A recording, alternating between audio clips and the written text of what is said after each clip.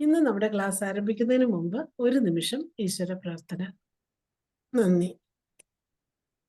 ഇന്ന് നമുക്ക് അതിഥിയായി എത്തിയിരിക്കുന്നത് നമുക്ക് ഗുരുതുല്യനായ ഡോക്ടർ PK നമ്പൂതിരി സാറാണ്. Chief physician Keval homeo clinic Ayarkunnam Kottayam. ISKയുടെ വിവിധ വേദികളിൽ ക്ലാസ്സുകൾ എടുത്തിട്ടുള്ള ഡോക്ടർ 46 വർഷത്തെ ചികിത്സാനുഭവങ്ങൾ. എൻ്റെ ചികിത്സാനുഭവങ്ങൾ എന്ന വിഷയത്തില് ക്ലാസ് കൂടാതെ സാറിന്റെ ക്ലാസ് എടുക്കുന്നതിനുമായി ഈ പ്ലാറ്റ്ഫോമിലേക്ക് ആദരപൂർവം PK നമ്പൂതിരി സാറിനെ സ്വാഗതം ചെയ്തുകൊള്ളുന്നു. സാറിന് ആരംഭിക്കാം. ഹലോ, എല്ലാവർക്കും നമസ്കാരം. കേൾക്കാമല്ലോ അല്ലേ? കേൾക്കാം സാറേ. ഞാൻ വളരെ പെട്ടെന്നാണ് ഇന്നൊരു ക്ലാസ്സിലോട്ട് വന്നത്. ക്ലാസ് എന്ന് പറയാൻ പറ്റുമോ എന്ന് ചോദിച്ചു കഴിഞ്ഞാൽ അന്നേരം ബുദ്ധിമുട്ടാവും വിചാരിക്കുന്നു.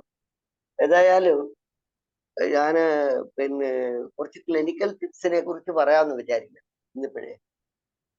അപ്പൊ നമ്മൾ അതിന് മുമ്പായിട്ട് ഒരു ഇൻട്രഡക്ഷൻ എന്ന നിലയിൽ പറയുമ്പോൾ മനുഷ്യ സമൂഹത്തിന്റെ വികാസ പരിണാമങ്ങളുമായി അലിഞ്ഞു ചേർന്ന് പോകുന്നതായിരിക്കണം എല്ലാ ചികിത്സാ ശാസ്ത്രങ്ങളും. മനുഷ്യന്റെ സമൂഹത്തിന്റെ വികാസ പരിണാമങ്ങളുമായി അലിഞ്ഞു ചേർന്ന് പോകുന്നതായിരിക്കണം എല്ലാ ചികിത്സാ ശാസ്ത്രങ്ങളും. എല്ലാ പരസഹസ്രം തത്വചിന്തകളും പ്രാകൃത മനുഷ്യരിൽ നിന്ന് സംസ്കൃത മനുഷ്യരിലേക്കുള്ള പ്രയാണത്തില് ജന്മമെടുത്തുള്ള ആചാര്യന്മാരുടെ ഭൂമിയിൽ ജീവന്റെ പരിണാമഘട്ടങ്ങളെ കുറിച്ചും സമൂഹത്തിന്റെ വികസന പ്രക്രിയകളിലെ പ്രധാന പരിവർത്തനങ്ങളെ കുറിച്ചും മനസ്സിലാക്കി അവയോടൊപ്പം ചേർന്ന് സമൂഹത്തിലെ രോഗകാരണങ്ങളും രോഗചികിത്സയും ബന്ധിപ്പിച്ചുകൊണ്ട് പോകുന്നതായിരിക്കണം ചികിത്സാശാസ്ത്രം. ആ വഴിയിലേക്ക് ഹോമിയോപ്പതിയെ വളർത്തിയെടുക്കാനാണ് നമ്മൾ എല്ലാവരും ശ്രമിക്കേണ്ടത് എന്നാണ് എനിക്ക് പറയാനുള്ളത്. കാരണം നമ്മൾ വിചാരിക്കുന്ന പോലെ പഴയ ഒരു പറഞ്ഞതുപോലെ വച്ചുകൊണ്ട് തന്നെ നമുക്ക് മുന്നോട്ട് പോകാൻ കഴിയില്ല. പുതിയ സാഹചര്യങ്ങളും പുതിയ അന്വേഷണങ്ങളും അതിന്റെ പ്രവർത്തനങ്ങളും പരിവർത്തനങ്ങളും നമ്മൾ മനസ്സിലാക്കണമെന്ന് ഇതിനെക്കുറിച്ച് ആദ്യം ഞാൻ അഡ്വാൻസ് ആയിട്ട് പറയാണ്. കാരണം എപ്പോഴും സമൂഹം വളർന്നുകൊണ്ടിരിക്കുക. ആ വളർച്ചയ്ക്കൊപ്പം വളർന്നു പോകാൻ നമുക്ക് കഴിയുന്നില്ല എങ്കിൽ നമ്മുടെ ശാസ്ത്രത്തിന് വലിയ ബുദ്ധിമുട്ടുകളൊക്കെ നേരിടേണ്ടി വരുന്നുണ്ട്. ഞാൻ അതിന്റെ വിശദാംശങ്ങളിലേക്കൊന്നും കടക്കുന്നില്ല. വൈദ്യ സഹായം ഏത് സേവനം എന്ന നിലയിൽ തന്നെ മനുഷ്യ സ്നേഹത്തിൽ നിന്ന് ഉടലെടുക്കേണ്ട ഒരു പ്രക്രിയയാണ്. എന്നാലേ അതിന് കൂടുതലായിട്ട് പ്രയോജനം ഉണ്ടാവുള്ളൂ. അങ്ങനെ വൈദ്യശാസ്ത്രം കൈകാര്യം ചെയ്യുന്നവർ ആ ഒരു മനോഭാവത്തിലേക്ക് വരികയാണെങ്കിൽ നമുക്ക് ഇതിനകത്ത് ഒത്തിരി പ്രവർത്തിക്കാൻ, ഹോമിയോപ്പതിയിൽ ഒത്തിരി പ്രവർത്തിക്കാൻ കഴിയാന്നുള്ള ഒരു സംവിധാനമുണ്ട്. ഇപ്പൊ ഞാനിതിനു മുമ്പ് എടുത്ത് ക്ലിനിക്കൽ ടിപ്സുകളിലേക്ക് ഇന്ന് ഞാൻ പോകാമെന്ന് പറഞ്ഞതിന് കാരണം, മുമ്പ് ഞാൻ വളരെ വിശദമായിട്ട് പല കേസുകളിലും എടുത്തിട്ടുണ്ട്. അടിസ്ഥാന പ്രമാണങ്ങളെ പറ്റി പറഞ്ഞിട്ടുണ്ട്.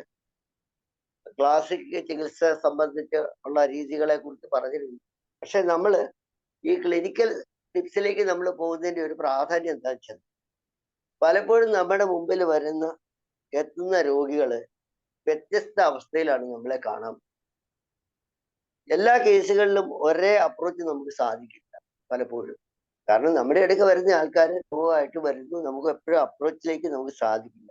ഭൂരിപക്ഷം കേസുകളിലും നമുക്ക് അതുകൊണ്ട് ഈ ക്ലിനിക്കൽ ടിപ്സിനെയാണ് ആശ്രയിക്കേണ്ടി വരും. കാരണം എന്താ വെച്ച് കഴിഞ്ഞാൽ ഭൂരിപക്ഷം കേസുകളും നമ്മുടെ ഇടയ്ക്ക് വരുന്ന ആളുകൾ നമുക്കെല്ലാം പെർഫെക്റ്റ് ആയിട്ടൊന്നും കിട്ടിക്കോണം. അപ്പൊ നമ്മൾക്ക് ഒന്ന് പിടിച്ചു നിൽക്കാനായിട്ട് നമ്മൾ കുറെ അധികം ക്ലിനിക്കൽ ടിപ്സ്, ഇത് ശരിയാണോ എന്ന് ചോദിച്ചു കഴിഞ്ഞാൽ തുടങ്ങുന്ന ഡോക്ടർമാര് അല്ലെങ്കിൽ എക്സ്പീരിയൻസ് കുറഞ്ഞ ഡോക്ടർമാർക്ക് വളരെയധികം ശരി തന്നെയാണ്. പക്ഷെ ഏജ്ഡ് ആയിട്ടുള്ള ആൾക്കാർ അല്ലെങ്കിൽ കുറച്ചുകൂടി എന്നെക്കാളൊക്കെ സീനിയർ ആയിട്ടുള്ള ഡോക്ടർമാരോട് പറയാനുണ്ട്, അവർക്ക് അവരുടേതായ അപ്രോച്ചുകൾ ഉണ്ടാവാം. ആ രീതിയിൽ തന്നെ അവർ പോവുക തന്നെ. പക്ഷെ അല്ലാത്ത ആളുകളെ സംബന്ധിച്ചിടത്തോളം ഇങ്ങനെയുള്ള ഈ ക്ലിനിക്കൽ ടിപ്സുകൾ പല ഡോക്ടർമാരിൽ നിന്നും എക്സ്പീരിയൻസ്ഡ് ആയിട്ടുള്ള ആളുകളിൽ നിന്ന് കിട്ടുന്ന ടിപ്സുകളൊക്കെ നല്ല പ്രാധാന്യം ഉണ്ടാവും. ആ പ്രാധാന്യം അനുസരിച്ച് നമുക്കത് ചികിത്സയ്ക്ക് പലപ്പോഴും ഉപയോഗിക്കാനും കഴിയും.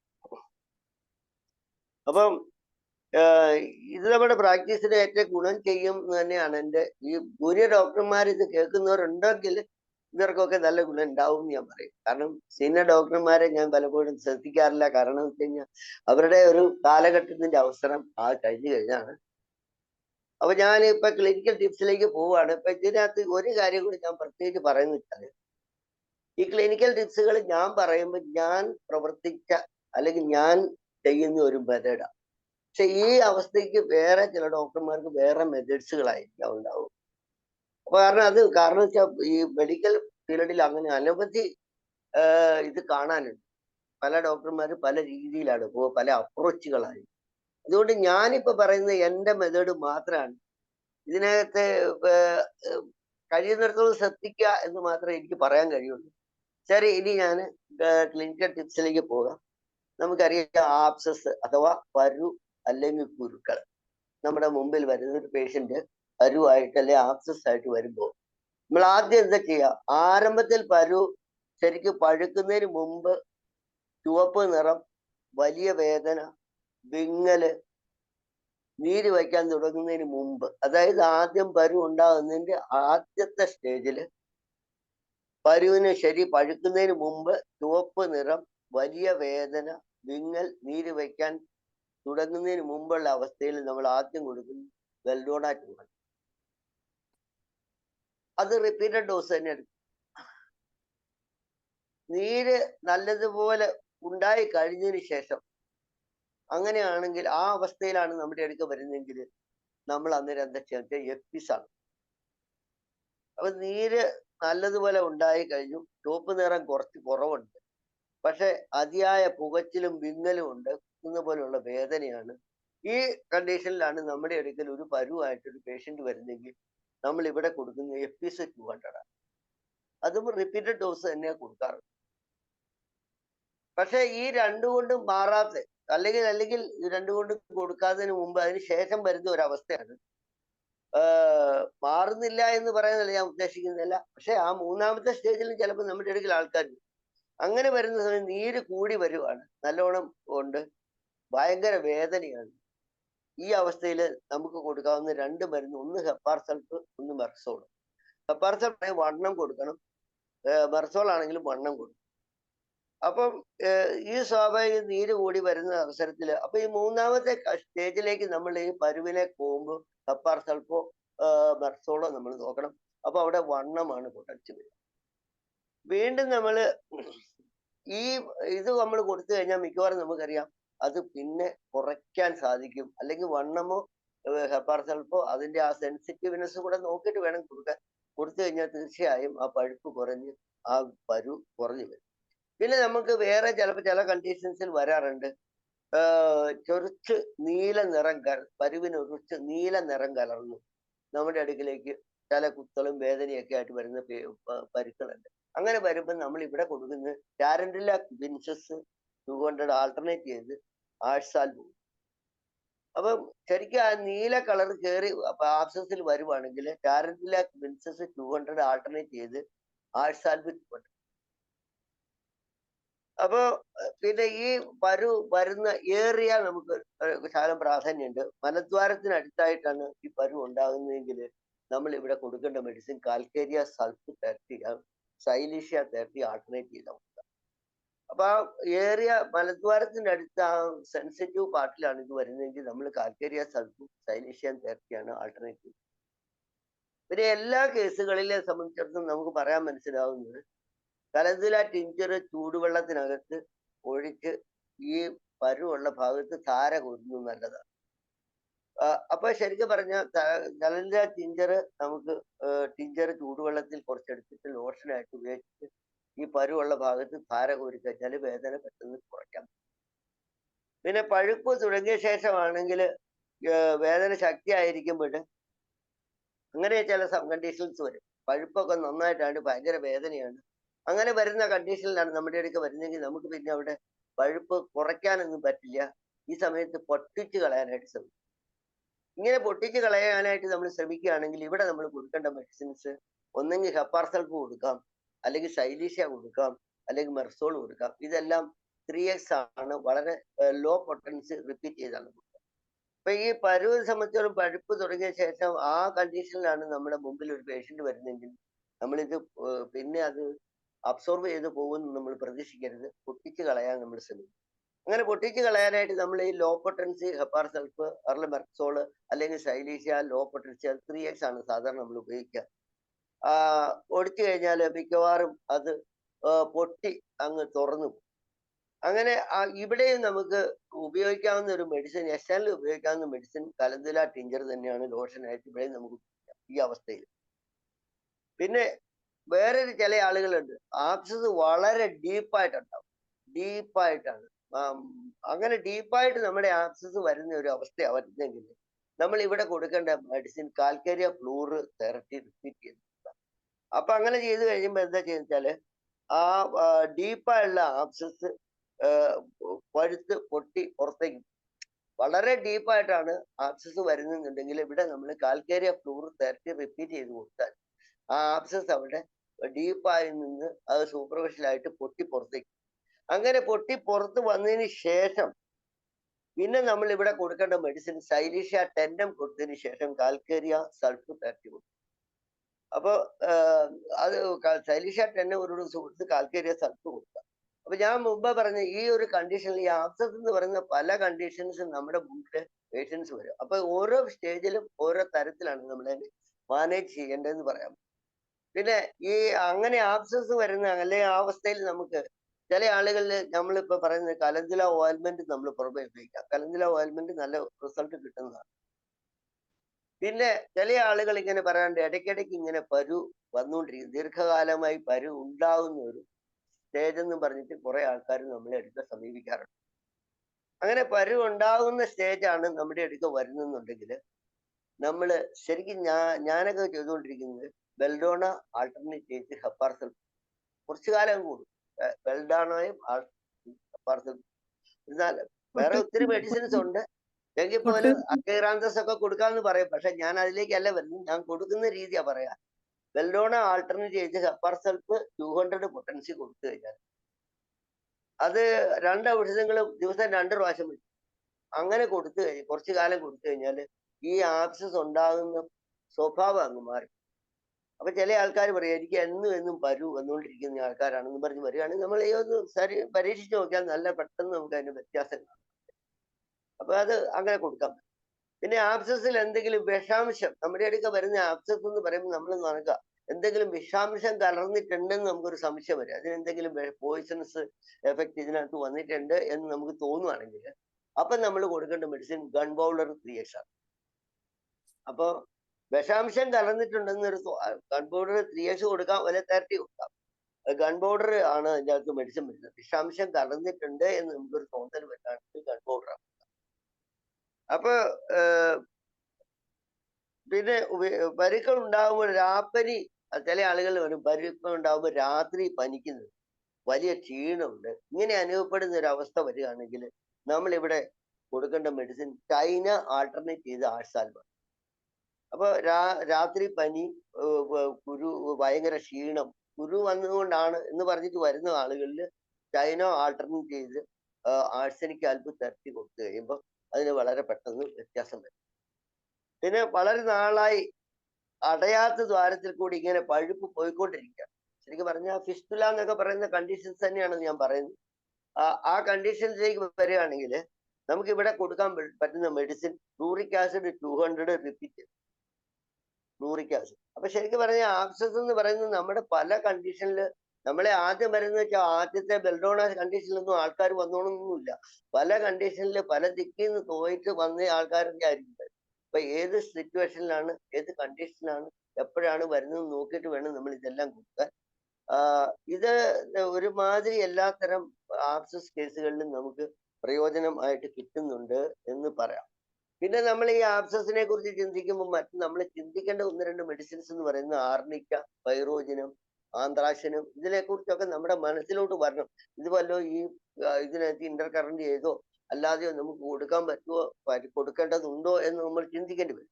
അപ്പൊ ആർണിക്ക, പൈറോജനും ആന്ത്രാസിനും ഇത്രയും മരുന്നുകളും കൂടി നമ്മുടെ മനസ്സിൽ വന്നാൽ ഒരുമാതിരി ആബ്സസ് കേസുകൾ നമുക്ക് കൺട്രോൾ ചെയ്യാൻ പറ്റും.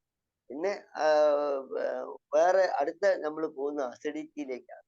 അസിഡിറ്റി ആയിട്ട് പറയുന്ന പുളിച്ച തകട്ടൽ എന്ന് പറയുന്നത് നമ്മുടെ അടുക്കൽ ആൾക്കാർ ധാരാളം. സാധാരണ നമ്മള് ഈ അസിഡിറ്റിക്ക് കൊടുക്കുന്ന ആസിഡ് സൾഫ് തെറാപ്പി പൊട്ടൻസിയാണ്. ആസിഡ് സൾഫ് തെറാപ്പി പൊട്ടൻസി റിപ്പീറ്റ് ചെയ്ത് കൊടുത്താൽ സ്വാഭാവികമായിട്ട് ഈ അസിഡിറ്റി പുളിച്ച തകട്ടിൽ പെട്ടെന്ന് കുറയും. ഞാൻ റോബീനിയ ഒക്കെ നമ്മൾ ചിന്തിച്ചുകൊണ്ട് നൈട്രോ സൾഫ് റോബീനിയ എന്നൊക്കെ ഉള്ള വേറെ മെഡിസിൻസ് ഉണ്ട്. ഞാനത് മനസ്സിൽ വച്ചുകൊണ്ട് തന്നെയാണ് പറയുന്നതെങ്കിലും പക്ഷെ കുറച്ചുകൂടെ കൂടുതൽ റിസൾട്ട് കിട്ടുന്ന മെഡിസിൻ മാത്രമേ ഞാൻ പറയുന്നുള്ളൂ. എല്ലാ മെഡിസിൻ പറഞ്ഞു പോയി കഴിഞ്ഞാൽ നമുക്ക് ശരിയാവുന്നില്ലാത്തതുകൊണ്ടാണ് ഞാൻ അങ്ങനെ പറയുന്നത്. ആസിഡ് സൾഫ് തെറാപ്പി റിപ്പീറ്റ് ചെയ്ത് കൊടുത്തു കഴിഞ്ഞാൽ അതുകൊണ്ട് തന്നെ മിക്കവാറും ഉണ്ടാവും. പിന്നെ ഭക്ഷണത്തിന് ശേഷം ഭക്ഷണം തികട്ടി വരിക, പ്രത്യേകിച്ചും കൊഴുത്ത് മധുരമുള്ള ഭക്ഷണങ്ങളൊക്കെ കഴിച്ചതിന് ശേഷം ഭക്ഷണം തികട്ടി വരുന്നു എന്ന് പറഞ്ഞ് വരുന്ന ആളുകളിൽ നമുക്ക് കൊടുക്കാൻ കഴിയുന്ന മെഡിസിൻ അർജന്റൻ നൈട്രികം 200 ആണ്. അപ്പൊ കൊഴുത്ത ഭക്ഷണം കഴിച്ച് അല്ലെ മധുരമുള്ള ഭക്ഷണങ്ങൾ കഴിച്ച് ഭക്ഷണം തികട്ടി വരുന്നു എന്നും പറഞ്ഞിട്ട് വരുന്ന ആളുകൾക്ക് പുളിച്ചുകട്ടൽ തന്നെയാണ് വരുന്നത്, പക്ഷെ അത് വേറൊരു രൂപത്തിലാണ് വരുന്നത്. അവന് അർജന്റൻ നൈട്രികം 200 ആണ് സാധാരണ. ഇതെല്ലാം റിപ്പീറ്റ് ചെയ്ത് തന്നെ കൊടുക്കുക. ഭക്ഷണം അല്പം മാത്രം കഴിച്ചതിന് ശേഷം നമുക്കറിയാം അല്പം മാത്രം കഴിച്ചാലും വയറ് പെട്ടെന്ന് കമ്പിക്കുന്നു എന്ന് പറഞ്ഞ് വരുന്ന ആൾക്കാർ ഇവിടെ ലൈക്കോപോഡിയാണ് മെഡിസിൻ. ലൈക്കോപോഡിയം ഞാൻ കൊടുക്കുമ്പോൾ വണ്ണം തന്നെയാണ് റിപ്പീറ്റ് ചെയ്ത് തന്നെയാണ് കൊടുക്കാറുണ്ട്. നല്ല റിസൾട്ട് അതിന് കിട്ടാറുണ്ട്. അപ്പോ പിന്നെ പുളിപ്പുള്ള ദ്രാവകങ്ങൾ ഛർദ്ദിച്ചു പോകുന്ന ആൾക്കാരുണ്ട്. ആ പുളിച്ച ദ്രാവകങ്ങൾ ഛർദ്ദിച്ചു പോകുന്ന അവസ്ഥ വരുമ്പോഴാണ് നമ്മൾ റൊബീനിയ തെറാപ്പിയിലേക്ക്. അപ്പൊ ശരിക്കും പറഞ്ഞാല് പുളിച്ച തികട്ടലിന് ആസിഡ് സൾഫ് കൊടുക്കുക, പക്ഷെ പുളിച്ച ദാഹം ഛർദ്ദിച്ചു പോകുന്ന അവസ്ഥ വരികയാണെങ്കിൽ റൊബീനിയ തെറാപ്പി കൊടുക്കുക, അവിടെ റിസൾട്ട്. പിന്നെ വളരെ കമ്പിക്കുകയും ഏപ്പങ്കവും എരിച്ചിലും ഒക്കെ ഉണ്ടാവുന്ന ആൾക്കാരുണ്ട്. മിക്കവാറും വൈകുന്നേരം ആകുമ്പോൾ വയറ് കമ്പിച്ചിരിക്കുന്നു, ഏമ്പക്കം വരുന്നു, വയറ് ഇങ്ങനെ വീർത്തിരിക്കുന്നു എന്നൊക്കെ പറഞ്ഞ് വരുന്ന ഒത്തിരി ആൾക്കാർ. ഈ കേസുകളിൽ നമുക്ക് കാർബോ വെജിറ്റബിൾസ് വണ്ണം റിപ്പീറ്റഡ് ചെയ്ത് കൊടുക്കുകയാണ് ഏറ്റവും നല്ലത്. അപ്പൊ ഇതെല്ലാം നമുക്ക് പ്രത്യേകിച്ച് പെട്ടെന്നൊരു ധാരണ കിട്ടും. അസിഡിറ്റി എന്ന് പറഞ്ഞ് നമ്മുടെ അടുത്ത് വരുന്ന കേസുകളിൽ ഒട്ടുമിക്കവാറും ഇത്രയും 3-4 മെഡിസിൻ കൊണ്ട് നമ്മുടെ കയ്യിൽ വരുന്ന കേസുകളൊക്കെ നമുക്ക് മിക്കവാറും ഒക്കെ കൺട്രോൾ ചെയ്തെടുക്കാൻ പറ്റും. പിന്നെയുള്ളത് അടുത്തത് അക്കൻസ് ഉണ്ണിലെന്ന് പറഞ്ഞ മുഖത്തുണ്ടാകുന്ന വലിയ ഇനം മുഖക്കുരുവിനാണ് നമ്മൾ അക്കൺ എന്ന് പറയുന്നത്. സാധാരണ ചെറുപ്പക്കാർക്ക് ധാരാളം ഉണ്ടാവാറുണ്ട്. ഇതിന് കാർബോ വെജിറ്റബിൾസ് തെറാപ്പിയാണ് ഏറ്റവും നല്ല റിപ്പീറ്റ് ചെയ്തു. Carbo vegetables therapy. പിന്നെ വണ്ണമുള്ള ആളുകളും പ്രകൃതിയുള്ള ആളുകളാണ്. വണ്ണമുള്ള പ്രകൃതി, നല്ല ശരീര പ്രകൃതി, അങ്ങനെയുള്ള ഒരു ആളുകളിലേക്ക് വരികയാണെങ്കിൽ ഈ കാർബോഹൈഡ്രേറ്റ്സിന് നമുക്ക് ബെൽഡോണ തെറാപ്പി കിട്ടും. അപ്പം പിന്നെ വളർച്ചയുള്ള പെൺകുട്ടികളാണ് നമ്മുടെ അടുക്ക് വരുന്നതെന്നുണ്ടെങ്കിൽ ഇവർക്ക് നമ്മൾ പൾസാറ്റില തെറാപ്പി റിപ്പീറ്റ് ചെയ്യും. അപ്പൊ കൂടുതൽ പഴകിയതാണെങ്കിൽ കാലി ബ്രോമൈറ്റം തെറാപ്പി റിപ്പീറ്റ് ചെയ്യും. അപ്പൊ നമ്മൾ ഈ പറയുന്ന പോലെ ഈ മുഖക്കുരു എന്ന് പറയുന്ന സാധനം ഒന്ന് കാർബോഹൈഡ്രേറ്റ്സ് കൊടുക്കാം, അല്ലെങ്കിൽ ബെൽഡോണ കൊടുക്കാം, അല്ലെങ്കിൽ പൾസാറ്റില കൊടുക്കാം. അത് ആ കണ്ടീഷൻസ് മാത്രം വെച്ചിട്ട് ചെറുപ്പക്കാർക്ക് സാധാരണ ഉണ്ടാകുന്നവർക്ക് കാർബോഹൈഡ്രേറ്റ്സ് മതി. കുറച്ചുകൂടി വണ്ണമുള്ള ശരീരപ്രകൃതിയാണെങ്കിൽ ബെൽഡോണ മതി. അതല്ലെങ്കിൽ വളർച്ചയുള്ള പെൺകുട്ടികളാണ് പൾസാറ്റില മതിയാവും. കൂടുതൽ പഴകിയ കേസാണെങ്കിൽ കാലി ബ്രോമേറ്റം കൊടുക്കാം. എല്ലാ കേസുകളിലും പക്ഷെ നമ്മൾ ആഴ്ചയിൽ ഒരിക്കൽ റേഡിയം ബ്രോമൈഡ് എന്ന് പറയാം. റേഡിയം ബ്രോമൈഡ് വളരെ നമ്മൾ ശ്രദ്ധിക്കപ്പെടാത്ത ഒരു ഔഷധമാണ്. വളരെ റിസൾട്ട് കിട്ടുന്ന ഒരു മെഡിസിനാണ് റേഡിയം ബ്രോമൈഡ്. ഒത്തിരി കേസുകളിൽ, അതായത് നമ്മുടെ ഇമ്മ്യൂണിറ്റി ബൂസ്റ്റപ്പ് ചെയ്യാനായിട്ടൊക്കെ ഈ റേഡിയം ബ്രോമൈഡ് ഉപയോഗിക്കാറുണ്ട്. ആ റേഡിയം ബ്രോമൈഡ് ആഴ്ചയിൽ ഒരിക്കൽ എല്ലാ കേസുകളിലും നമ്മൾ കൊടുക്കണം. ഇത് കൊടുത്തോണ്ടിരുന്നാൽ നല്ല ഗുണം ഉണ്ടാവും. പിന്നെ തണുത്ത വെള്ളം കുടിച്ചതിന് ശേഷം അല്ലെ ഐസ്ക്രീം തിന്നതിന് ശേഷം, അതൊക്കെ വളരെ ഇതായിട്ട് വരുന്ന കേസുകളുണ്ട്. തണുത്ത വെള്ളം കുടിച്ചു, ഐസ്ക്രീം തിന്നു, അതിന് ശേഷം നമ്മുടെ മുഖത്ത് ഇങ്ങനെ കാര വന്നു എന്ന് പറഞ്ഞിട്ടൊക്കെ വരുന്ന ആൾക്കാർ. അങ്ങനെ വരുന്ന ആളുകളിൽ വെല്ലിസ് ഫർണീസ് ആണ് വെച്ചത്. വെല്ലിസ് ഫർണീസ്. പിന്നെ എല്ലാ കേസുകളിലും ഇടയ്ക്കിടെ സൾഫർ നമ്മൾ കൊടുക്കാം. കാലി ബ്രോമൈറ്റ് കൊടുക്കുന്നു റേഡിയം ബ്രോമൈഡ് കൊടുക്കുന്നു എന്ന് പറയുന്ന പോലെ തന്നെ നമ്മൾ കൊടുക്കാവുന്ന ഒരു ഔഷധമാണ്. എല്ലാ കേസുകളിലും ഒക്കേഷണൽ ആയിട്ട് സൾഫർ തെറാപ്പിയും കൊടുക്കുന്നതല്ലാണ്. അക്കൻസ് എന്ന് പറയുന്ന ഇത് നമ്മുടെ 3-4 മെഡിസിൻ കൊണ്ട് നമ്മുടെ മുമ്പിൽ വരുന്ന ആൾക്കാരെ മിക്കവാറും ഒക്കെ നമുക്ക് കൺട്രോൾ ചെയ്തെടുക്കാൻ പറ്റും.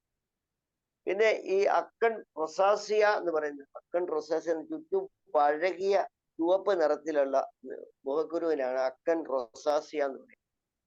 ഇങ്ങനെ ചില ആളുകൾ വരാറുണ്ട് നമ്മുടെ അടുക്കൽ അക്കോൺഡ്രോസോസിയ. സാധാരണയായി ഈ കേസുകളിൽ നമുക്ക് കാർബോ അനിമാലിസ് തെറപ്പി റിപ്പീറ്റഡ് ഡോസ് ആണ്.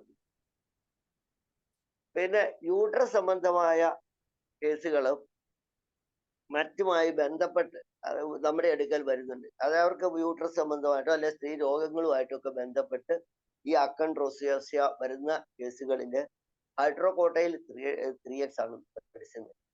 ഹൈഡ്രോകോട്ടയിൽ 3x. അപ്പൊ യൂട്രസ് സാധാരണ വരുന്നതിന് കാർബോ അനിമാലിസ് കൊടുക്കാം. ചുറ്റും പഴകിയ ചുവപ്പ് നിറത്തിലുള്ള കേസിനാണ് അക്കോൺഡ്രോസോസിയ എന്ന് പറയാം. സാധാരണ കേസുകൾ കാർബോ അനിമാലിസ് തെറപ്പി റിപ്പീറ്റ് ചെയ്ത് കൊടുക്കും. പക്ഷെ യൂട്രസ് സംബന്ധമായിട്ട് അല്ലെങ്കിൽ രോഗങ്ങളുമായിട്ട് ബന്ധപ്പെട്ട സ്ത്രീകളിൽ വരുന്ന ആളുകളാണ് ഹൈഡ്രോകോട്ടയിൽ 3x ആണ് വേണ്ടത്. പിന്നെ ചില ആളുകൾ മദ്യം ഉപയോഗിച്ചതിന് ശേഷം ഇങ്ങനെ വരുന്നു. അങ്ങനെയുള്ള ആൾക്കാർ, മദ്യം ഉപയോഗിക്കുന്ന ആൾക്കാർ, ചില ആൾക്കാർ വരാറുണ്ട്. അങ്ങനെ വരുന്നു നെക്സോമിക്ക തെറപ്പിയാണ് വരിക. നല്ല ചുവപ്പ് നിറവും ചൊറിച്ചിലും കാണുകയാണെങ്കിൽ, ഇതിന് ചുവപ്പ് നിറവും ചൊറിച്ചിലും ഉണ്ടെങ്കിൽ സാധാരണ രീതിയിൽ റേഡിയം ബ്രോമൈഡ് റിപ്പീറ്റഡ് ചെയ്ത് കൊടുക്കാറുണ്ട്. റേഡിയം ബ്രോമൈഡ് ഞാൻ മുമ്പേ പറഞ്ഞ റേഡിയം ബ്രോമൈഡ് ആറ്റൻസിന് ആഴ്ചയിൽ ഒരിക്കൽ കൊടുക്കാൻ പറ്റും. റേഡിയം ബ്രോമൈഡ് നേരത്തെ റിപ്പീറ്റ് ചെയ്ത് നമുക്ക് കൊടുക്കാം. പിന്നെ അങ്ങനെ റേഡിയം ബ്രോമൈഡ് ചൊറിച്ചിലും വേദന ഉണ്ടാകുമ്പോൾ റേഡിയം ബ്രോമൈഡ് റിപ്പീറ്റ് ചെയ്ത് കൊടുക്കുമ്പോൾ ഇവിടെ ആഴ്ചയിൽ ഒരിക്കൽ റെസ്റ്റോക്സ് തെറപ്പി. അതാണ് ഇതിൻ്റെ അകത്ത് ഒരു വ്യത്യാസം. മുമ്പേ ഞാൻ റേഡിയം ബ്രോമൈഡ് അപ്പുറത്തെ പറഞ്ഞ് ആഴ്ചയിൽ ഒരിക്കൽ കൊടുക്കാൻ പറ്റും. ഇവിടെ ഞാൻ റേഡിയം ബ്രോമൈഡ് റിപ്പീറ്റ് ചെയ്ത് കൊടുക്കാൻ പറ്റും. അതിനുശേഷം റെസ്റ്റോക്സ് തെറപ്പി കൊടുക്കാം ആഴ്ചയിൽ ഒരിക്കൽ.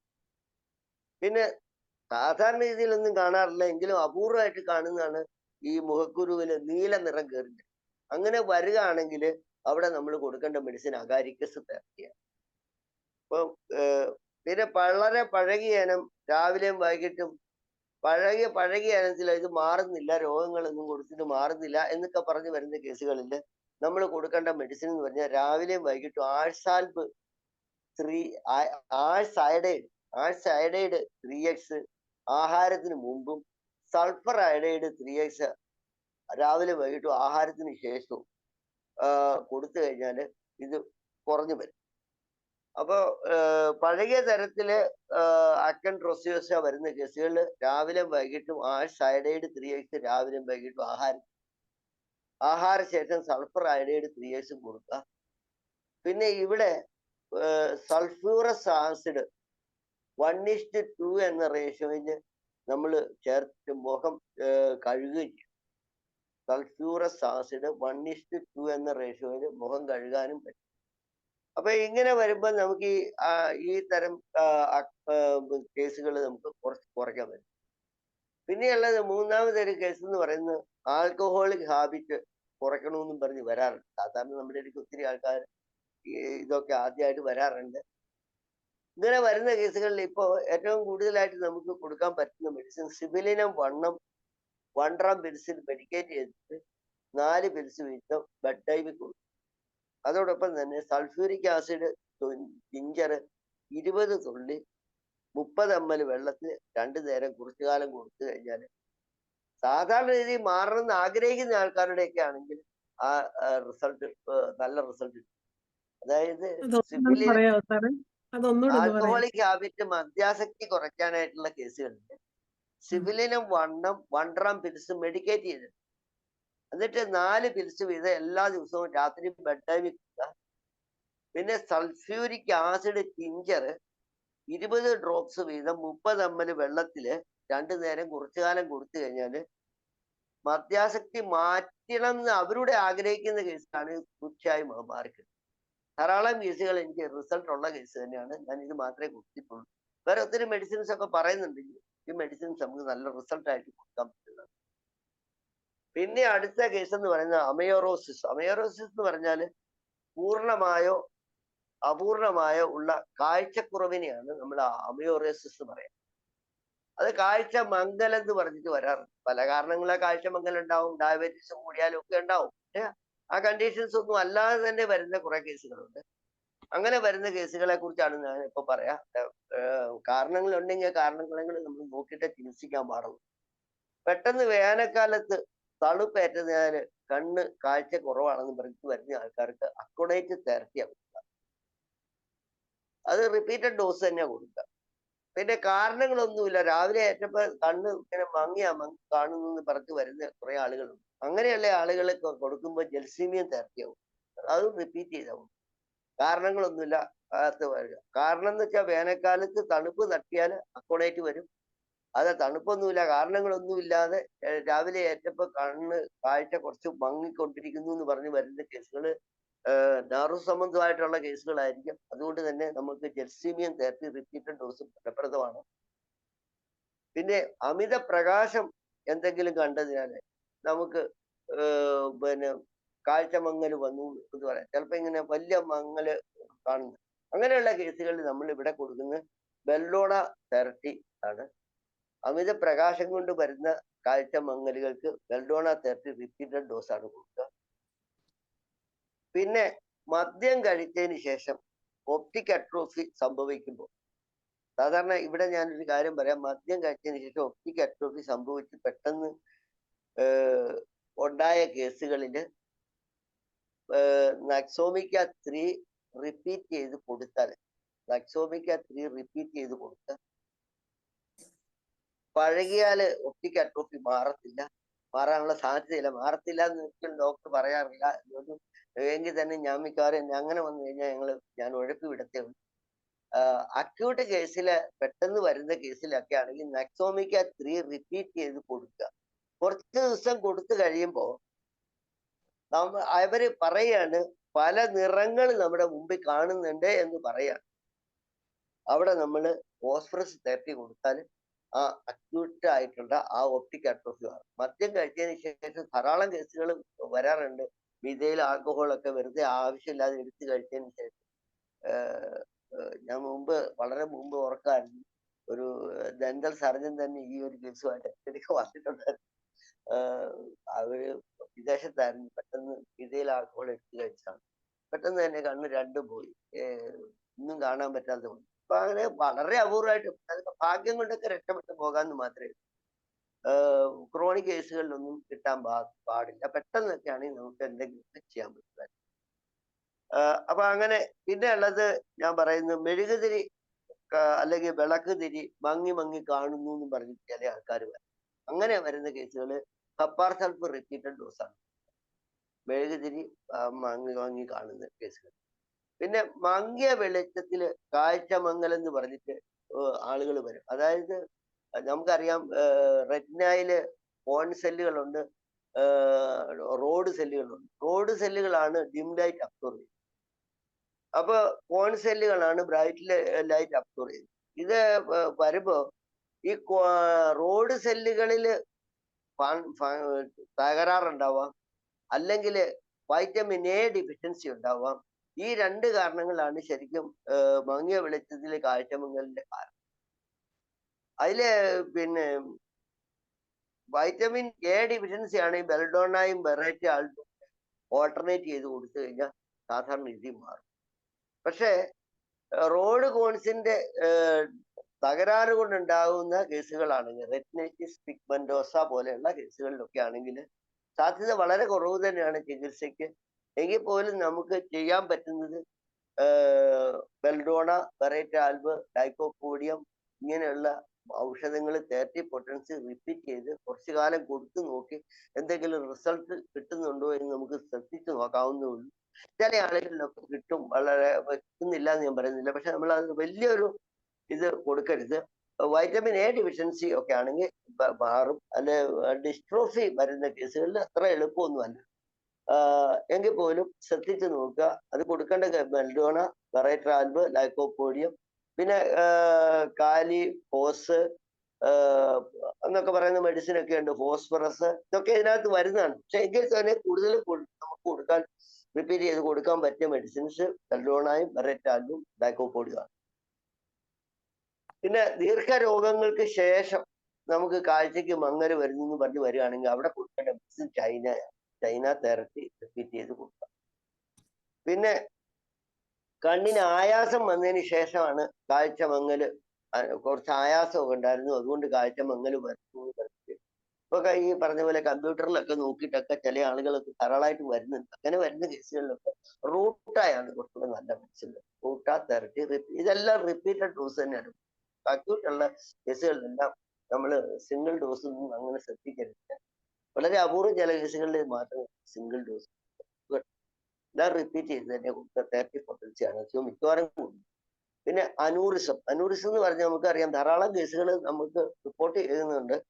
അനൂറിസം രക്തനാളങ്ങളിൽ ചില ഭാഗങ്ങളിൽ വികസിച്ച് വരുന്ന ഒരു അവസ്ഥയാണ്. അനൂറിസം തലച്ചോറിൽ വരാറുണ്ട്, ഹാർട്ടിന്റെ അവിടെ വരാറുണ്ട്, മറ്റ് ദിക്കുകളിൽ വരാറുണ്ട്, ലിവറിന്റെ ഭാഗത്ത് വരാറുണ്ട്. ഈ അനൂറിസം നമ്മുടെ അടുക്ക വന്നു കഴിയുമ്പോഴത്തേക്കും നമ്മൾ പ്രത്യേകിച്ചതിന് ഒന്നും പ്രത്യേകിച്ച് കേസൊന്നും എടുത്തു കഴിഞ്ഞാൽ ഒന്നും കിട്ടത്തില്ല. ഈ അവസ്ഥയിൽ നമ്മൾ സാധാരണ ഞാനൊക്കെ കൊടുക്കുന്ന വെച്ചാൽ വെറൈറ്റ കാർബ് തെറപ്പി ആൾട്ടർനേറ്റ് ചെയ്ത് ലൈക്കോപോഡിൻ തെറപ്പി കൊടുക്കുക സാധാരണ രീതിയിൽ. വലിയ ബുദ്ധിമുട്ടൊന്നും കാണാറില്ല. കേസുകളിലൊക്കെ മിക്കവാറും ഒക്കെ കുറച്ചു കാലം നമ്മൾ കഴിച്ചു കഴിഞ്ഞാൽ ആ പിന്നെ എന്താ പറയാ അനൂറിസം കുറെ മാറി കിട്ടാറുണ്ട്. വീണ്ടും നമുക്ക് നോക്കുമ്പോൾ നമുക്ക് മനസ്സിലാവുന്നുണ്ട് അത് നമുക്ക് ചെയ്യാൻ പറ്റുന്ന. അനൂറിസം എന്ന് പറഞ്ഞ് വരുമ്പോഴത്തേക്ക് നമുക്ക് നമ്മുടെ മനസ്സിലേക്ക് വരേണ്ട കേസുകൾ വെറൈറ്റ കാർബും ലൈക്കോപോഡിയം തെറപ്പി തന്നെയാണ്. റിപ്പീറ്റ് ചെയ്ത് തന്നെ. പിന്നെ നമുക്കുള്ളത് ആപ്തസ്, അക്കാരം എന്ന് പറഞ്ഞിട്ട് നമ്മുടെ അടുക്ക വരുന്ന വായില് ഇത് വരുന്ന കേസുകൾ. ക്രോണിക് കേസുകൾ ധാരാളം ഉണ്ട് കേട്ടോ. ക്രോണിക് കേസുകളിലൊക്കെ കുറച്ചുകൂടെ മാറിയുള്ള ചികിത്സ വരുള്ളൂ. അക്യൂട്ട് കേസുകളാണ് ഞാൻ കൂടുതലായിട്ട് ഇങ്ങനെ പറയാൻ പറ്റുള്ളൂ. കാരണം കേസുകളുടെ വേറെ ഒത്തിരി കണ്ടീഷൻസ് നമ്മൾ എടുക്കേണ്ടി വരും. എങ്കിൽ പോലും അക്കരം സാധാരണ നമ്മുടെ അടുക്ക വരുന്ന കേസുകളിൽ ബോറാക്സ് തെറപ്പി കൊണ്ട് കൊടുത്താൽ മതി. ബോറാക്സ് തെറപ്പിയാണ് നമ്മൾ.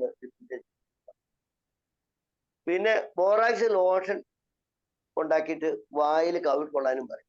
സാധാരണ രീതിയിൽ ബോറാക്സ് ലോഷൻ ഉണ്ടാക്കി വായിൽ കവിൾക്കൊള്ളാം. നമ്മൾ എടുക്കുന്ന മെഡിസിൻ തന്നെ, അതായത് 3XO തെറപ്പിയോ ഒക്കെ തന്നെ ഈ കുറച്ച് ഡിസ്റ്റിൽ വാട്ടറിലേക്ക് ഒഴിച്ച് വായിൽ കവിൾക്കൊണ്ടാൽ ടീച്ചറൊന്നും അന്വേഷിച്ച് പോകേണ്ട ആവശ്യമൊന്നുമില്ല. പൊട്ടൻസി ആയാലും കേട്ടോ. കാരണം ആ പൊട്ടൻസി ഒരു മീഡിയത്തിൽ അത് ചെന്ന് കഴിഞ്ഞാൽ ആ മീഡിയം മൊത്തമായിട്ട് വ്യാപിക്കുന്നൊക്കെയുള്ള ഒത്തിരി തിയറികളൊക്കെ വരുന്നുണ്ട്. അതൊന്നും നമ്മളിപ്പോ അന്വേഷിക്കുന്നില്ല. പക്ഷെ എങ്കിലും തെറപ്പി കൊടുത്താലും നമുക്ക് കൊടുക്കും. അപ്പൊ തെറപ്പി പൊട്ടൻസി നമ്മൾ ഉള്ളിൽ കൊടുക്കുകയും അതോടൊപ്പം തന്നെ അത് ദോഷനാക്കി വായിൽ കവിൾക്കൊള്ളാൻ പോകും. പിന്നെ കൊച്ചു കുട്ടികളിൽ പാല് ഛർദ്ദിച്ച് കളഞ്ഞ് അതിനോടൊപ്പം തന്നെ ഈ അക്കരം ആയിട്ട് വരാറുണ്ട്. പാലിങ്ങനെ ഛർദ്ദിക്കുന്നു എന്നും പറയും. സാധാരണ രീതിയിൽ ഇവിടെ ആൻജിയൻ ടാർട്ട് തെറപ്പിയാണ്. ആൻജിയൻ ടാർട്ട് തെറപ്പി ഇതിനിവിടെ നല്ല റിസൾട്ട് ഉണ്ട്. പിന്നെ വായിൽ ചൂടും അനുഭവപ്പെടുന്ന ഉണ്ട്. വായിൽ നല്ല ചൂടായിട്ട് അനുഭവപ്പെടുന്നു എന്ന് പറഞ്ഞിട്ട് വായിൽ അക്കരമായിട്ട് വരുന്നതാണ്. കാപ്സിക്കം തെറപ്പിയാണ്. Capsicum therapy. പിന്നെയുള്ള കേസുകൾ എന്ന് പറയുന്നത് കൂടുതൽ ഉമിനീർ ഗ്രന്ഥികളിൽ വീക്കത്തോടു കൂടി ഉണ്ടാവും. ഉമിനീര് കൂടുതലുണ്ട്, ഉമിനീർ ഗ്രന്ഥികൾക്ക് വീക്കം ഉണ്ടാവും. ഈ കണ്ടീഷനിൽ വായിലുണ്ടാകുന്ന അക്കരത്തിന് ഇവിടെ കാലിക്ലോറിക്കാണ്. അപ്പൊ 3-4 മെഡിസിൻ ഞാൻ പറഞ്ഞു. ബോറാക്സ് പറഞ്ഞു, ആന്റിയൻ ടാർട്ട് പറഞ്ഞു, കാപ്സിക്കം പറഞ്ഞു, കാലിക്ലോറിക്കം പറഞ്ഞു. പക്ഷെ ഇതൊരു 3-4 കേസ് ആ കണ്ടീഷൻസ് വെച്ച് കൊടുക്കാം. പക്ഷെ ഒട്ടുമിക്ക കേസുകളും ഇതല്ലാതെ കൊണ്ട് ബ്ലൈൻഡ് ആയിട്ട് മെർസോളും നൈട്രിക് ആസിഡും തെറപ്പി ഓൾട്ടർനേറ്റ് ചെയ്തെടുത്താൽ കൊടുക്കാം. അപ്പൊ ഞാൻ സാധാരണ രീതിയിൽ ആദ്യം ചെയ്യുന്ന എന്റെ അടുക്ക വന്നു കഴിഞ്ഞാൽ കൂടുതൽ ചിന്തിക്കാറ് തന്നെ ഇല്ല. മെർസോളും നൈട്രിക് ആസിഡും കൂടെ ആൾട്ടർനേറ്റ് ചെയ്തു അത് മാറാറ്.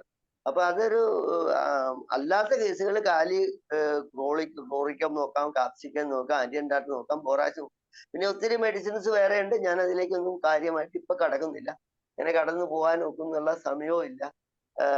അതൊക്കെ ഓരോരുത്തരുടെ എക്സ്പീരിയൻസ് എടുത്ത് അവരോട് ചെയ്യാൻ ഞാൻ പറഞ്ഞു. മുമ്പത്തെ എന്റെ എക്സ്പീരിയൻസ് മാത്രം കുറച്ച് പറഞ്ഞ് ഈ അവസാനിപ്പിക്കാനായിട്ട് ഞാൻ ഉദ്ദേശിക്കുന്നത്. അതുകൊണ്ടാണ് ഇത്. പിന്നെ ആർട്ടറീസില് സോറി എന്താ പറഞ്ഞത്?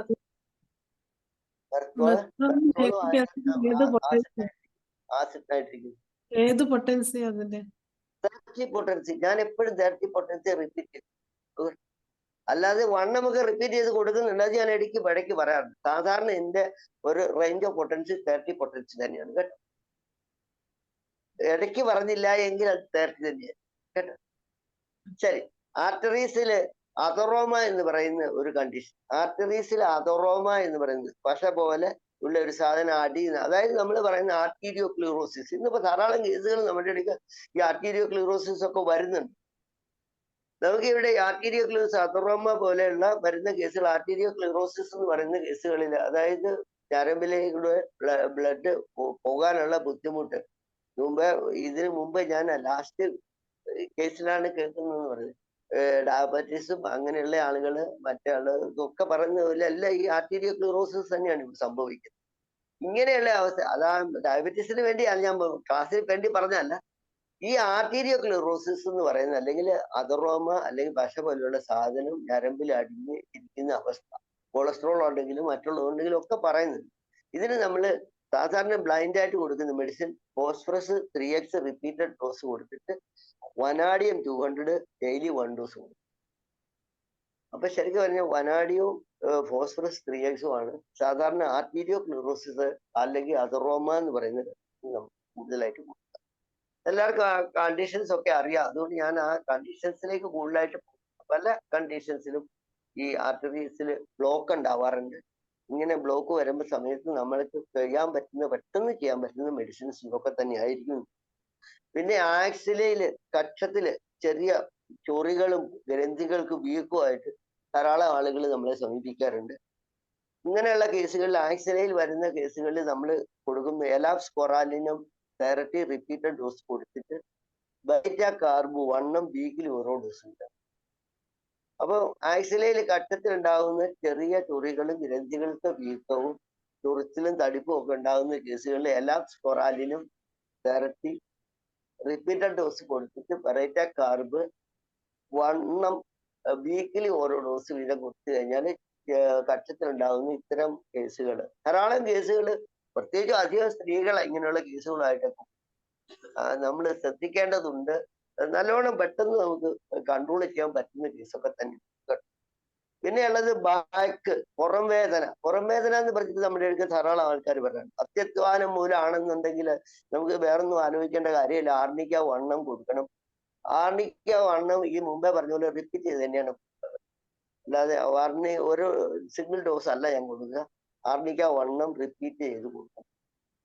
പിന്നെ യൂട്രസുമായിട്ട് ബന്ധപ്പെട്ടാണ് ആ കാരണത്തിലാണ് ബാക്കൈ ഉണ്ടായത് എന്ന് തോന്നുകയാണെങ്കിൽ ആക്ടിയ റെസിബോസ കൊടുക്കാം. അത് നേരത്തെ റിപ്പീറ്റ് ചെയ്ത് കൊടുക്കാം.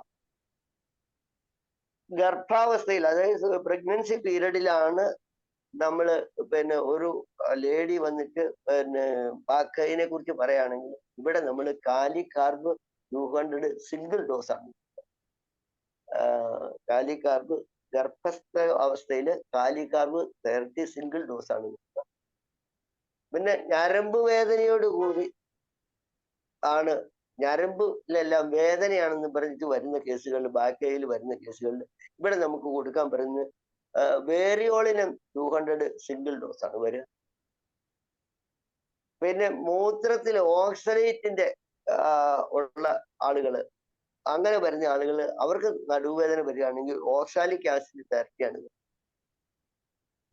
ഓക്സാലിക് ആസിഡ് തെറപ്പി ആകുമ്പോൾ റിപ്പീറ്റ് ചെയ്ത് കൊടുക്കുക. അപ്പൊ ഞാൻ ഈ 2 കാര്യത്തിൽ മാത്രം റിപ്പീറ്റ് ചെയ്ത് കൊടുക്കാതിരിക്കാൻ പറഞ്ഞിട്ടുള്ളൂ. കാലികാർബ് കൊടുക്കുമ്പോഴും വേരിയോളിന് കൊടുക്കുമ്പോഴും സിംഗിൾ ഡോസേ കൊടുക്കാറുള്ളൂ. ബാക്കിയുള്ളതെല്ലാം റിപ്പീറ്റ് ചെയ്ത് കൊടുക്കാവുന്നുള്ളൂ. പിന്നെ മൂത്രം കുറവായി വരുന്ന ഒരു അവസ്ഥയുണ്ട്. ഈ അവസ്ഥയിൽ ടെറിബെന്തിന നല്ല റിസൾട്ട് ഉള്ളതാണ്. ടെറിബെന്തിന നമ്മൾ കൊടുക്കുമ്പോൾ അതൊക്കെ 30 പൊട്ടൻസി തന്നെയാണ് കൊടുക്കുന്നത്. മൂത്രം കുറവായിരിക്കുന്ന അവസ്ഥയിൽ നടുവേദന വരുവാണെങ്കിൽ ടെറിബെന്തിനയാണ് കൊടുക്കുക. പിന്നെ പൈൽസിനോട് ചേർന്ന് പൈൽസുമായിട്ട് ബന്ധപ്പെട്ട് നമുക്ക് നടുവേദന വരുന്ന ആൾക്കാരുണ്ട്. ഈ കേസുകളിൽ എയ്സിക്കുലസ് ഹീപ്പോകാസ്റ്റാനും 30 പൊട്ടൻസിയാണ് കൊടുക്കുക. ഇതെല്ലാം റിപ്പീറ്റ് ചെയ്ത് തന്നെ കൊടുക്കുന്നത്. അപ്പൊ ബാക്കേജിനെ സംബന്ധിച്ചിടത്തോളം നമ്മുടെ ഇടയ്ക്കൽ 3-4 ബാക്കേജ് ഞാനിപ്പോ പറഞ്ഞു കഴിഞ്ഞു. അതിൽ കൂടുതൽ വരുന്ന കേസുകളിലൊന്നും വരുന്നില്ല. മിക്കവാറും ഒക്കെ ഇതൊക്കെ നമ്മുടെ കൺട്രോൾ കൊണ്ട് ഇതിലൊക്കെ തന്നെ നമുക്ക് പെട്ടെന്ന് മാറ്റിയെടുക്കാൻ പറ്റും. അല്ലാത്ത കേസുകൾ നമ്മൾ ഒന്നുകൂടെ ശ്രദ്ധിക്കുക എന്ന് മാത്രമേ ഉള്ളൂ, പറയാൻ പറ്റുള്ളൂ. കാരണം നമുക്ക് എല്ലാ കേസിലും അങ്ങനെ പറയാൻ പറ്റില്ല. പക്ഷെ ഇവിടെ മിക്കവാറും ഒക്കെ ഇതുകൊണ്ടൊക്കെ കുറഞ്ഞു. പിന്നെ ബെഡ്സോർ നമ്മളിതൊക്കെ വരുന്ന ഒരു കേസ്, കിടന്നു പൊട്ടലാണല്ലോ ബെഡ്സോർ നമ്മൾ പറയുന്നത്. ഇത് ശരിക്കും പറഞ്ഞാല് നമ്മള് ചെയ്യുമ്പോൾ ഹൈപ്പറിക്കൻ ടിഞ്ചർ ഒലിവെണ്ണയിൽ ചേർത്ത് പുറമേ പുരട്ടാൻ കൊടുക്കും. ഹൈപ്പറിക്കൻ ടിഞ്ചർ ഒലിവെണ്ണയിൽ ചേർത്ത് പുറമേ പുരട്ടാൻ കൊടുക്കുക എന്നുള്ളതാണ് ഫസ്റ്റ്.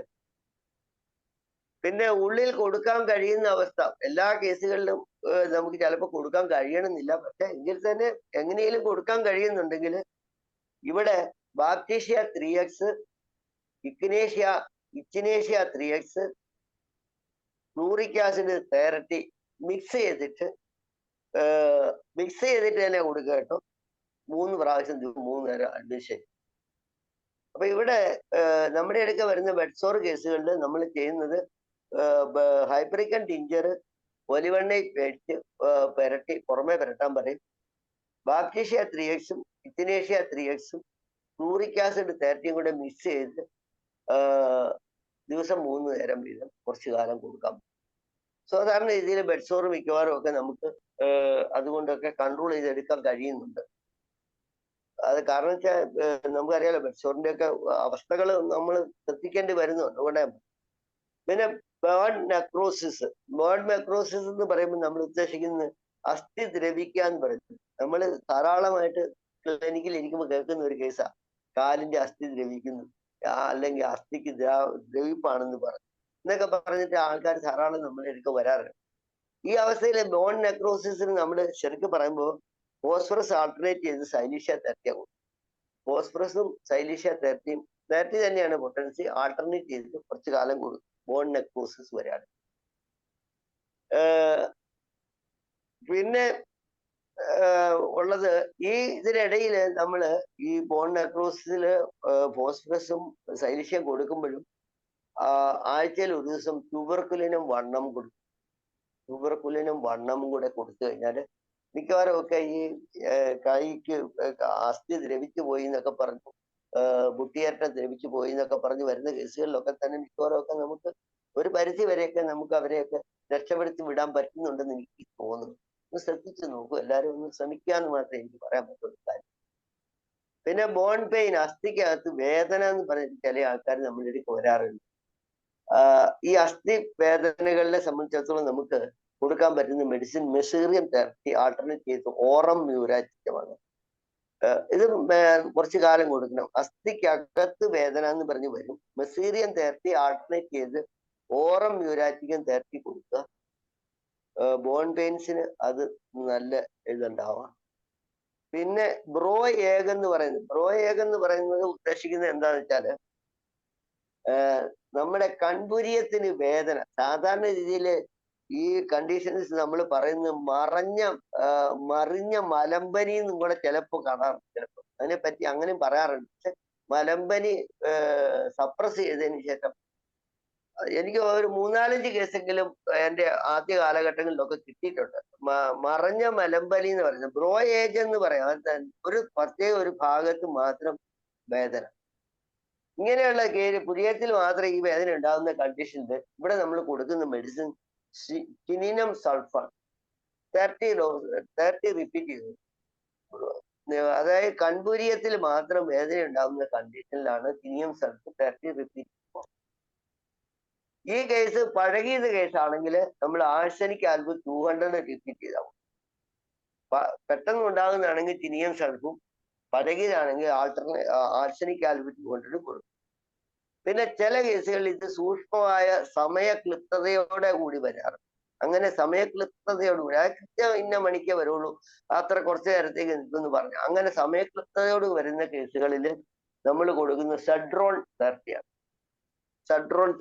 അപ്പൊ ഈ ബ്രോ ഏഗ് എന്ന് പറയുന്ന ഈ കണ്ടീഷൻസിലൊക്കെ നമുക്ക് എടുക്കാൻ കഴിയുന്നുണ്ട്. പിന്നെ അടുത്തത് ബ്യൂബോ എന്ന് പറയുന്നത് കടലവീക്കമാണ്. കടലവീക്കം എന്ന് പറയുമ്പോൾ നമ്മുടെ അടുക്കൽ വരുന്നത് മക്സോള് 200 ആൾട്ടർനേറ്റ് ചെയ്ത് കാർബോ അനിമാലിസ് 13 പീരീഡ്സ് കൊടുക്കുക എന്നുള്ളതാണ് ബ്രോ ഏജിൽ നമ്മൾ ചെയ്യുന്നത്. ബ്യൂബോ എന്ന് പറഞ്ഞാൽ കടലവീക്കാണ്. മെർസോള് 200 ആൾട്ടർനേറ്റ് ചെയ്ത് കാർബോ അനിമാലിസ് 30 കുറച്ചു കാലം കൊടുത്തു കഴിയുമ്പോൾ കേൾക്കുന്നില്ല നിങ്ങള്?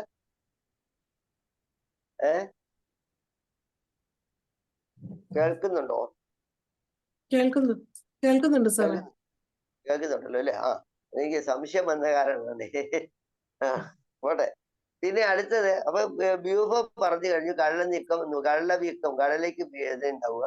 പിന്നെ കലോസൈറ്റിസ് എന്ന് പറയുന്ന കേസില്, കലോസൈറ്റിസ് എന്ന് പറയുന്നത് എന്താ, തഴമ്പുകള് പൊട്ടി തഴമ്പുകള് തൊലി കട്ടിയാകുന്ന അവസ്ഥയ്ക്കാണ് കലോസൈറ്റിസ് എന്ന് നമ്മൾ പറയാം. കലോസൈറ്റിസ് നമ്മൾ കൊടുക്കുന്ന കേസില് നമ്മൾ ചെയ്യേണ്ടത് ആന്റിമണിയം ക്രൂഡം ആൾട്ടർനേറ്റ് ചെയ്ത് റേഡിയം ബ്രോമൈഡ്,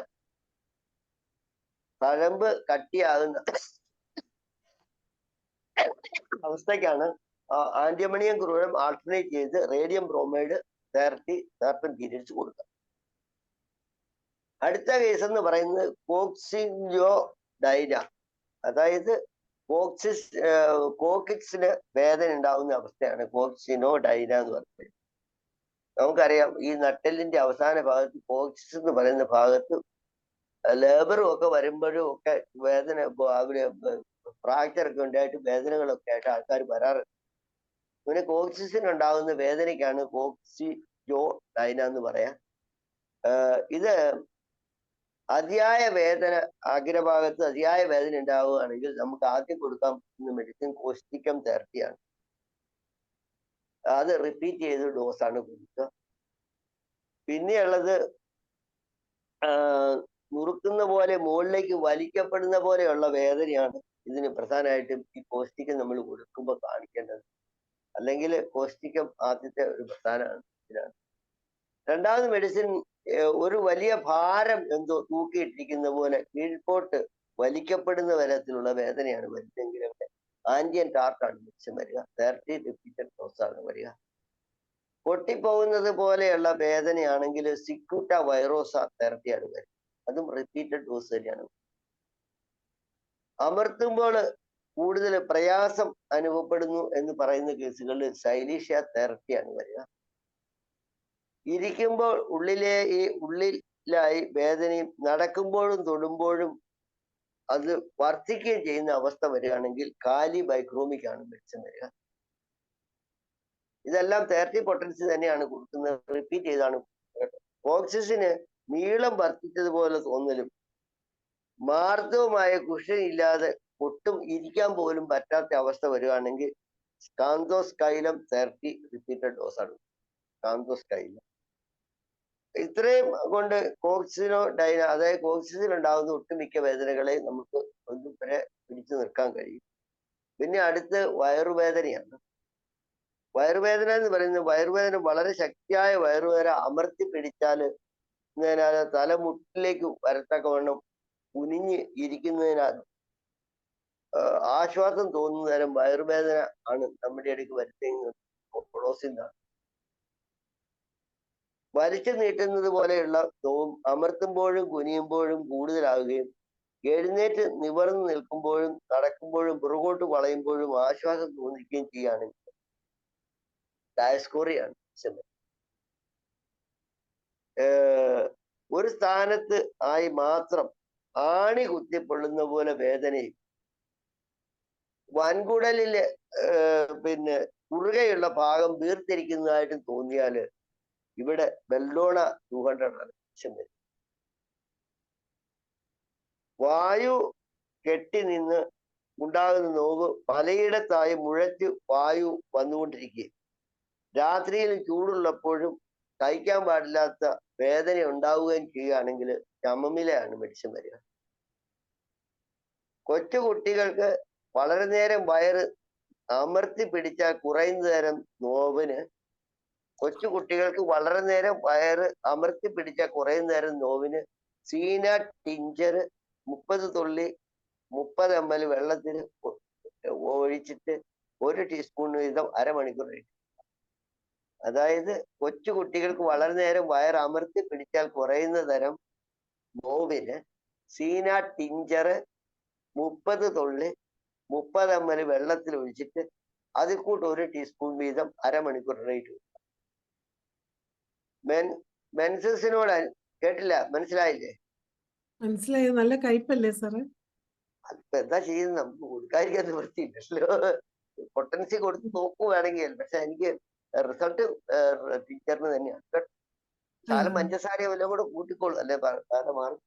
ചിലപ്പോ അത്യാവശ്യം പഞ്ചസാരയൊക്കെ ഉപയോഗിച്ച് നോക്കാറുണ്ട് കേട്ടോ. പിന്നെ മെൻസസിനോട് കൂടി വായു തകരാറ് മൂലം ഉണ്ടാകുന്ന വേദനയാണെങ്കിൽ പോക്കുലസ് ഇൻഡിക്കസ് ആണ് മെഡിസിൻ വരിക. റിപ്പീറ്റഡ് ഡോസ് 30 റിപ്പീറ്റഡ് ഡോസ് ആണ് വരിക. ശക്തമായ മലബന്ധത്തോടു കൂടി ഉണ്ടാകുന്ന കോളിക്കാണെങ്കിൽ പ്ലംബം അസറ്റിക്കമാണ് മെഡിസിൻ വരിക. ശക്തമായ മലബന്ധത്തോടു കൂടി വരികയാണെങ്കിൽ പ്ലംബം അസറ്റിക്കാണ്. അടുത്തത് കോൺസ് ആണ്. കോൺസ് എന്ന് പറയുന്നത് വേദനയുള്ള വളരെ പഴക്കമില്ലാത്ത ആണി രോഗം നമുക്ക് എല്ലാവരും ധാരാളമായിട്ട് നമ്മുടെ അടുത്ത് വരുന്നതാണ്. കോൺസ് വേദനയുള്ളതും വളരെ പഴക്കമില്ലാത്തവയ്ക്കും ഫെറം പിക്രിക്കം ചേർത്ത് ആൾട്ടർനേറ്റ് ചെയ്ത് റേഡിയം ബ്രോമൈഡ് കൊടുക്കുക. അതോടൊപ്പം തന്നെ സാലിസൈക്ലിക് ആസിഡ് ടിഞ്ചർ രാത്രിയിൽ പുരട്ടാനും പറയും. അപ്പൊ ഫെറം പിക്രിക്കം ചേർത്തി ആൾട്ടർനേറ്റ് ചെയ്ത് റേഡിയം ബ്രോമൈഡ് കൊടുക്കുക. ആണി രോഗത്തിന് ഫെറം പിക്രിക്കം ചേർത്തി ആൾട്ടർനേറ്റ് ചെയ്ത് radium bromide salicylic acid tincture രാത്രി കിടക്കാൻ നേരത്ത് ആണിയൽ പുരട്ടാനും പറയും. പിന്നെ ഗംബോയിൽ എന്ന് പറയുമ്പോൾ മോണനീരാണ് ഉദ്ദേശിക്കുക. ശരിക്കും പറഞ്ഞാൽ മെർസോൾ ആൾട്ടർനേറ്റ് ചെയ്ത് എപ്പിസ് കൊടുത്തു കഴിഞ്ഞാൽ ഒട്ടുമിക്ക മോണനീരും കുറയുന്നതായിട്ട് കാണുന്നുണ്ട്. പിന്നെ ഗം റാഷ് എന്ന് പറഞ്ഞാൽ മോണ ചുവക്കുക, ആ ഒരു കണ്ടീഷനിലാണ് വരുന്നതെങ്കിൽ ചമമില ആൾട്ടർനേറ്റ് ചെയ്ത് വിത്ത് നൈട്രിക് ആസിഡ് കൊടുക്കുക. ഗം സ്വെല്ലിങ്ങും അതോടെ മോണയിൽ നിന്ന് ഹെമറേജ് ഉണ്ടാവുകയാണെങ്കിൽ മോണ നീരും രക്തം വരികയും ചെയ്യുന്ന അവസ്ഥയാണെങ്കിൽ മെർസോൾ ആൾട്ടർനേറ്റ് ചെയ്ത് നൈട്രിക് ആസിഡ് കൊടുക്കുക.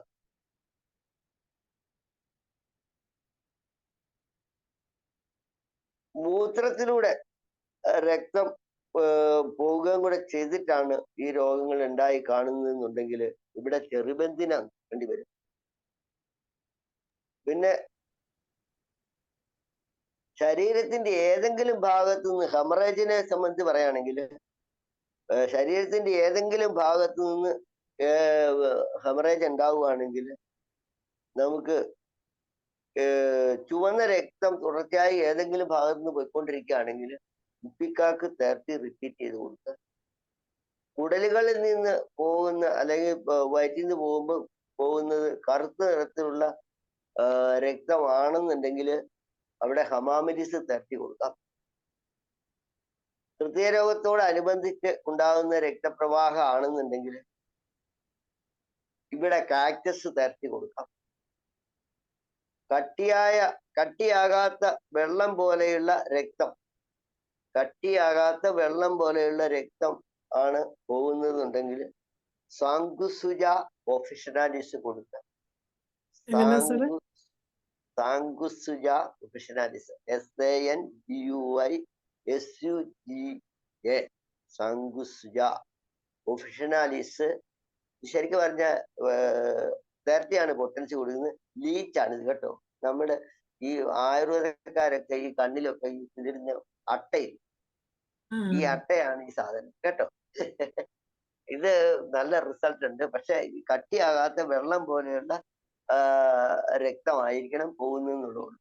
ഇപ്പൊ പിന്നെ ഹെമറേജ് ഇൻ പൈൽസിലാണെങ്കിൽ നമുക്ക് ജനറൽ മെഡിസിൻ ഞാൻ നേരത്തെ ഒരു ക്ലാസ്സിൽ പറഞ്ഞിട്ടുള്ളതാണ്. പൂജ 30 ആൾട്ടർനേറ്റ് ചെയ്ത് ഹൈപ്പർക്കം എസ്റ്ററിലായിട്ട് വെർബാസ്കം ഓയിൽമെന്റ്.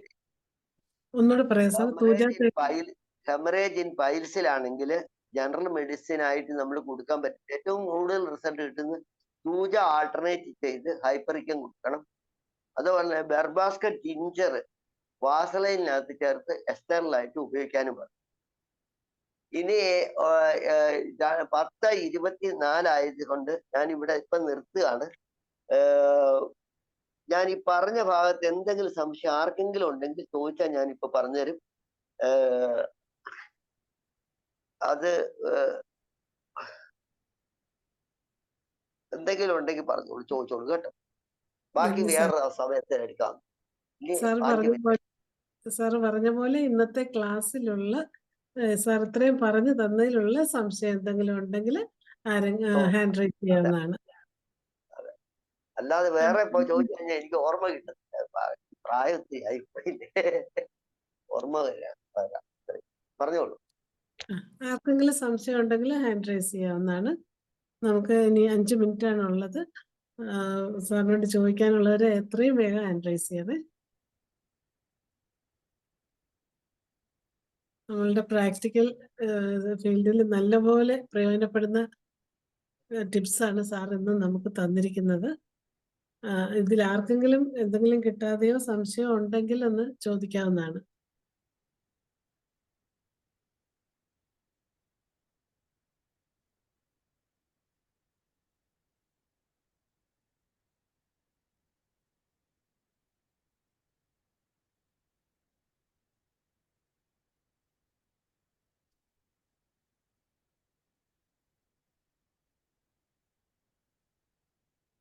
ഷഫീഖ് ഡോക്ടർ ഹാൻഡ് റൈസ് ചെയ്തിട്ടുണ്ട്. ഡോക്ടറെ അൺമ്യൂട്ട് ചെയ്ത്. ഷഫീഖ് ഡോക്ടറെ കേൾക്കാമോ? കേൾക്കാം. സാറേ, പിന്നെ ഈ ആൽക്കഹോളിക് ക്രേവിങ്സിന് സാറ് ആസിഡ് സൾഫ് ടിഞ്ചർ കൊടുക്കാൻ വേണ്ടി പറഞ്ഞു. അത് കൊടുത്തു കഴിഞ്ഞാൽ അത് ഇതാവത്തില്ലേ? ഏതാ ആസിഡ് സൾഫ് ടിഞ്ചർ കൊടുക്കാമെന്ന് പറഞ്ഞില്ലേ സാറ്? അത് ആസിഡ് സൾഫ് ആൽക്കഹോളിസം ആൽക്കഹോളിക് ക്രേവിങ്ങിന് ടിഞ്ചർ 20 തുള്ളി 30 ml വെള്ളത്തിൽ കൊടുക്കാനല്ലേ പറഞ്ഞേ? അത് കുഴപ്പമുണ്ടാവില്ല. ഇല്ല ഇല്ല, ഞാൻ നോക്കട്ടെ, ഞാൻ എങ്ങനെയാ പറഞ്ഞത്? അങ്ങനെ തന്നെയാ പറഞ്ഞത്. സാർ അങ്ങനെ തന്നെ പറഞ്ഞെങ്കിലും പിന്നെ 20 തുള്ളി 30 ml വെള്ളത്തിൽ കൊടുക്കാനാ പറഞ്ഞത്. ഒരു കുഴപ്പമുണ്ടാവും. ആസിഡ് സൾഫ്യൂരിക് ആസിഡ് ആയതുകൊണ്ട് ഞാൻ ചോദിച്ചത്. ഇല്ല ഇല്ല ഇല്ല, 20 തുള്ളി 30 ml വെള്ളത്തിൽ കൊടുക്കാനാ, കുഴപ്പമുണ്ടാവത്തില്ല. ഇനി ബീന ഡോക്ടറെ അഡ്മിറ്റ് ചെയ്ത് ചോദിച്ചല്ലോ. ബീന ഡോക്ടർ അഡ്മിറ്റ് ചെയ്തോളൂ. പറ്റിയില്ലേ? അഡ്മിറ്റ് ചെയ്തോ ബീന ഡോക്ടർ. അബ്ഡോമിനൽ കോളിക്കലി ഡയസ്കോറിയയുടെ സിംറ്റം എന്താണ്? അബ്ഡോമിനൽ കോളിക്കിന് ഡയസ്കോറിയയുടെ സിംറ്റാ. ഒരു മിനിറ്റ്, ഞാൻ നോക്കാതെ എനിക്കും പറയാൻ പറ്റില്ല. പെട്ടെന്നങ്ങോട്ട് പറയുമ്പോഴത്തേക്ക് ഡയസ്കോറിയ എന്ന് പറഞ്ഞാൽ വലിച്ചു നീട്ടുന്ന പോലെയുള്ള നോവ്, അമർത്തുമ്പോഴും കുനിയുമ്പോഴും കൂടുതലാവുക, എഴുന്നേറ്റ് നിവർന്ന് നിൽക്കുമ്പോഴും നടക്കുമ്പോഴും പുറകോട്ട് വളയുമ്പോഴും ആശ്വാസം തോന്നുക എന്ന് പറഞ്ഞാൽ ഡയസ്കോറിയാണ്. കേട്ടായിരുന്നല്ലോ? കേട്ട് ഡോക്ടർ ഇനിയിപ്പോ ആർക്കെങ്കിലും ഹരിഹരൻ സാർ ഹാൻഡ് റൈസ് ചെയ്തിട്ടുണ്ട്. സാറ് അൺമ്യൂട്ട് ചെയ്തോളൂ. ഹരിഹരൻ സാറിനോടൊക്കെ ഞാൻ എന്ത് പറയാൻ? ഹരിഹരൻ സാർ